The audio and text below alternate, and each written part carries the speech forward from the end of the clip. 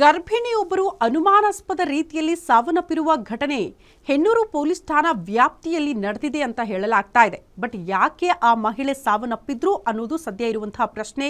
ಮೃತ ಮಹಿಳೆಯನ್ನ 22 ವರ್ಷ ಅವರಿಗೆ ವಯಸ್ಸಾಗಿತ್ತು ಅಂತ ಹೇಳಲಾಗ್ತಾ ಇದೆ. ಜೊತೆಗೆ ಸುಮನಾ ಮೂಲತಃ ಉತ್ತರ ಪ್ರದೇಶದ ಮೂಲದವರು ಅಂತ ಕೂಡ ಗುರುತಿಸಲಾಗಿದೆ.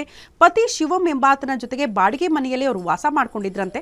3 ದಿನಗಳ ಹಿಂದೆ ಮನೆಯಲ್ಲೇ ಸುಮನಾ ಮೃತಪಟ್ಟಿದ್ದಾರೆ. ಪತ್ನಿಯ ಮೃತದೇಹದ ಜೊತೆಗೆ 2 ದಿನ ಕಳೆದಿದ್ದಾನಂತೆ ಈ ಪತ್ನಿ ಮೃತಪಟ್ಟ ದಿನ ಎಂದಿನಂತೆ ಪೇಂಟಿಂಗ್ ಕೆಲಸಕ್ಕೆ ಕೂಡ ಹೋಗಿದ್ದಂತೆ ಪತಿ ಶಿವಂ. 2ನೇ ದಿನ ಪತ್ನಿ ಮೃತದೇಹದ ಮುಂದೆ ಕುಡಿದು ಕೂತಿದ್ದಾನೆ. ಕೊನೆಗೆ ಎಗ್ಬುರ್ಜಿ ಮಾಡಿಕೊಂಡು ಮೃತದೇಹದ ಮುಂದೆ ಕೂತ್ಕೊಂಡು ಊಟ ಮಾಡಿ ಅಲ್ಲೇ ಮಲ್ಕೊಂಡಿದ್ದಂತೆ.